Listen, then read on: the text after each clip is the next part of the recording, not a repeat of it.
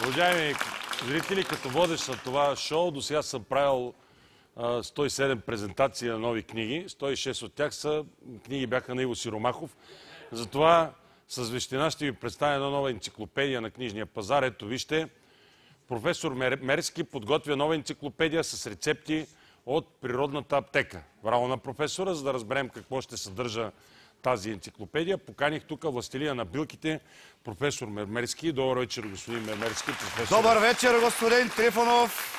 Добър вечер и честит първи учебен ден. Чакайте сега, нали това... Чакайте малко, аз искам да кажа на всички първолаци да не плачат много и да им препоръчам изпитана народна рецепта против стрес. Ма чакайте сега, какви първолаци? Нема чакам, нема седна.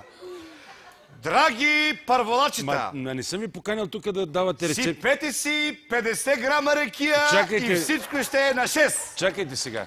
Чакайте вие малко.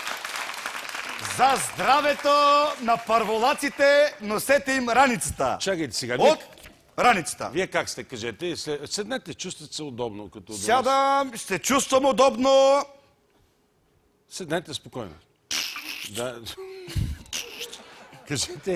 Кажете как сте, да, разбирам. Да, нещо има, въртът ви ставите. Въртът ме. Да, кажете и не само сте. Как сте, кажете. Не искам.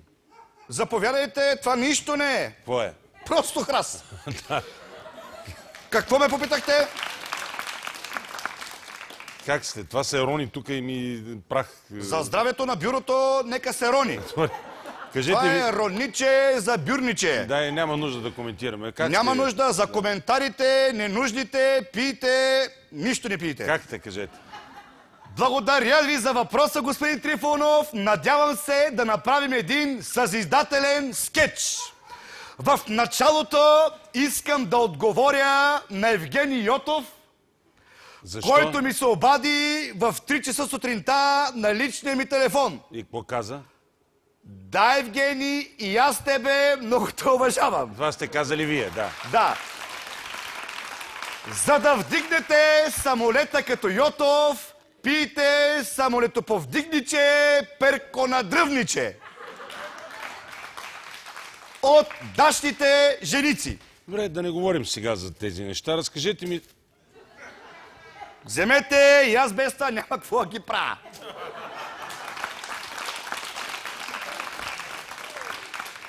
Червената шапчица тръгнала с кошничката при баба си. И?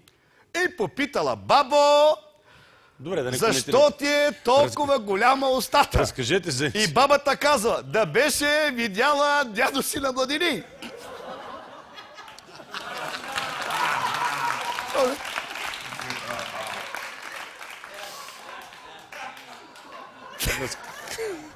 Разкажете за енциклопедията с билки, която ще издавате.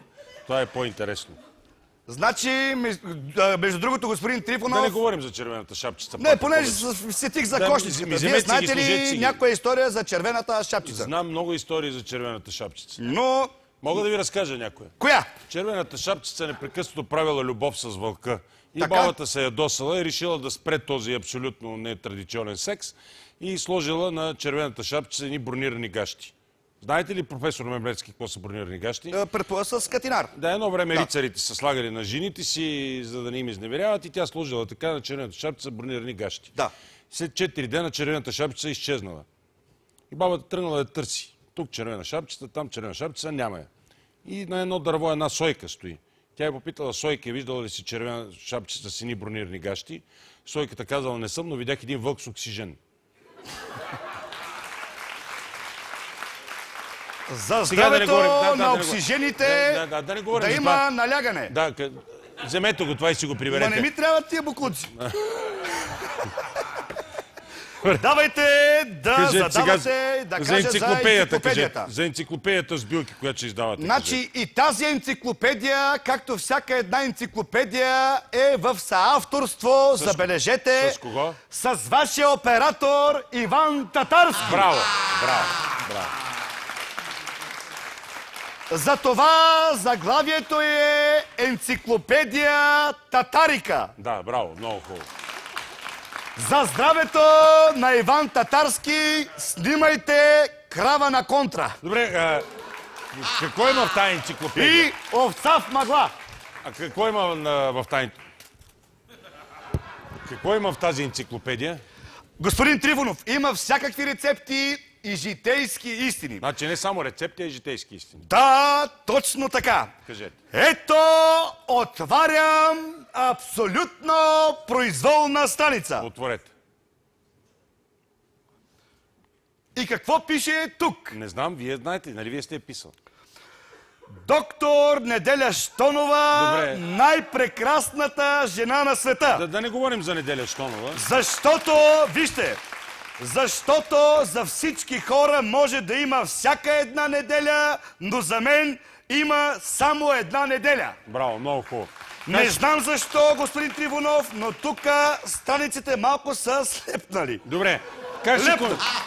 Да, За оставете. здравето на доктор Неделя Щонова, яще патладжан. Добре. Как ще коментирате?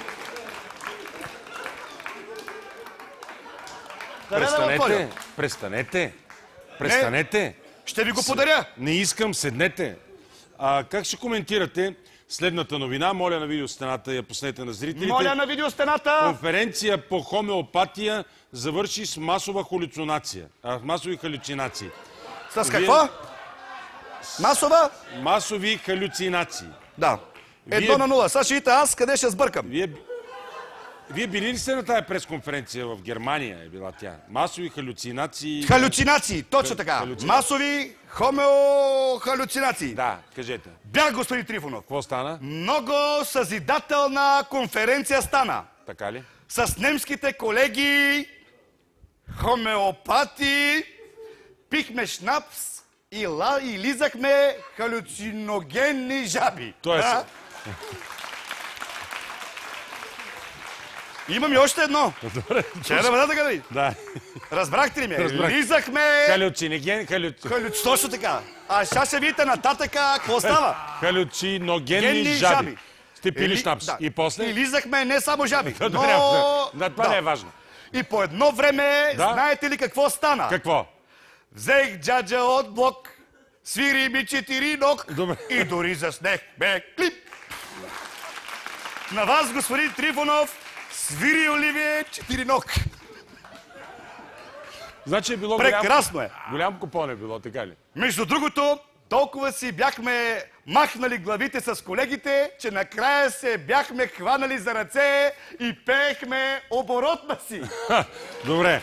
За здравето на немските хомеопати. На немските пийте, кои? Хомеопати. Да. Пийте шницел, штарцен, хенцен, клекстен, биле.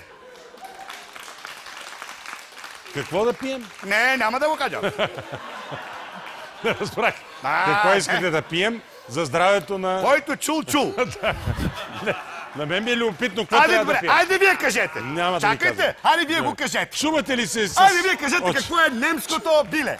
Шницел Хантер Дунтер Петен. Точно така, ева. Чувате ли се? Но не е шнуцел хацен дутен бетен, а е шницел штарцен керцкен биле. Добре. Чувате ли се още с зрители по телефона? Да. Да. Между другото, в последно време и в последното предаване ми се обади Ало измамник. Така ли? И ми каза: дядо Мермерски, катастрофирах. Така. Трябват ми 15 000 лева. А и вие? Отвърнах му: не ти трябват 15 000 лева. А какво? Намажи раната с преварени орехови шлюпки. Браво. И всичко ще е наред. Браво. Добре. И За още- здравето на Ало измамниците имайте внуци. Добре, в свободното си време...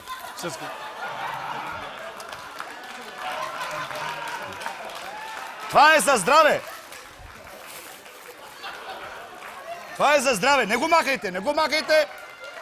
Не го махайте. Да ви върви. Чакай да поръса и бенда. Чакай. В свободното стига. си време с какво се занимавате? А? Професоре, Ау. в свободното си време с какво се занимавате? Тренирам конна езда. Конна езда ли? Да. Да, знам кой е Да. Шонес, да. Последния път, докато яздех, ми се обади един пациент и ми каза, притеснен: Какво? професоре, аз съм с високо кръвно. А вие? Тогава му отвърнах: а аз съм на кон.